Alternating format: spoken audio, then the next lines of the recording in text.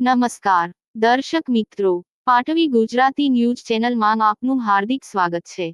છેલ્લા 2 દિવસથી ખોદેલા ખાડા જેને લઈને આજરોજ બેગવાડાની મહિલાઓ નગરપાલિકા ઓફિસમાં કોઈ મળ્યું ના વોર્ડ નંબર 3ના નગરસેવકો પણ વિસ્તારના રહીશોનું સાંભળતા નથી। ડભોઈ શહેરના બેગવાડા વિસ્તારમાં ચોમાસાની કાસના પાણીના નિકાલ માટેની પાઇપલાઇન ચોકઅપ થઈ જવાથી વિસ્તારના રહીશો દ્વારા નગરપાલિકામાં રજૂઆત કરતા છેલ્લા 2 વર્ષ થયા કાસની સમસ્યા હોય વોર્ડ નંબર 3ના નગરપાલિકાના ચૂંટાયેલા સદસ્યો કોઈ ધ્યાન આપતા વિસ્તારના રહીશો દ્વારા નગરપાલિકામાં રજૂઆત કરતા 2-3 દિવસ પહેલા જેસીબી મશીન દ્વારા પાઇપલાઇન ખોદી નાખવામાં આવી હતી। આ પાઇપલાઇન ખોદી નાખ્યા પછી આ પાણીના નિકાલના ખોડેલ ખાડા ખુલ્લા રહેલા હોય। હાલ ચોમાસાની ઋતુ ચાલુ હોય, વરસાદ પડતો હોય, આ ખોદકામ કરેલા ખાડામાં પાણી ભરાઈ જવાના કારણે વિસ્તારના નાના બાળકો રમતા હોય, કોઈ પડી જાય તેની જવાબદારી કોની? અત્યાર સુધી આ ખોદકામ કર્યા પછી નગરપાલિકાએ કોઈ પણ પ્રકારની કામગીરી કરી નથી। વિસ્તારના રહીશો દ્વારા જણાવવામાં આવે છે કે વહેલી તકે આ કામગીરી કરે, જો નહીં કરવામાં આવે તો લોક આંદોલન કરવાની પણ ચીમકી ઉચ્ચારી હતી અને ખોડેલા ખાડામાં કોઈ બાળક અથવા માણસ પડી જશે અને અકસ્માતનો બનાવ બનશે તો તેની જવાબદારી સમગ્ર નગરપાલિકાની રહેશે નું વિસ્તારના રહીશો દ્વારા જણાવતા હતા।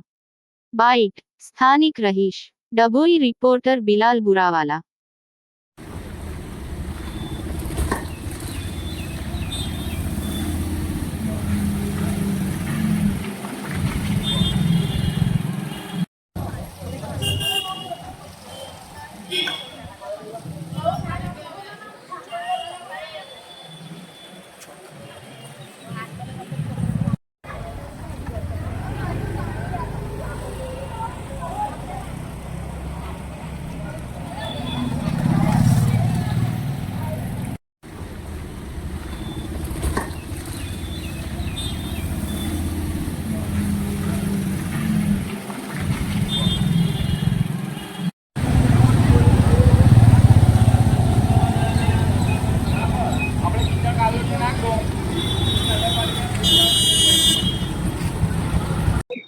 અમે બેગવાડાના રહીશો છે। બેગવાડામાં પાટલા કઈ વર્ષોથી રહીએ છીએ, પણ અમારી સમસ્યા એ વોર્ડ નંબર 3માં પાટલા 2 વર્ષથી આ સમસ્યા છે કે અમારે જે વરસાદી કાંસ જે છે પાણીની એના અંદર ભૂંગરા નગરપાલિકાના કઈ ભૂંગરા ચોકઅપ થઈ ગયા, તો અમે રજૂઆત કરેલી।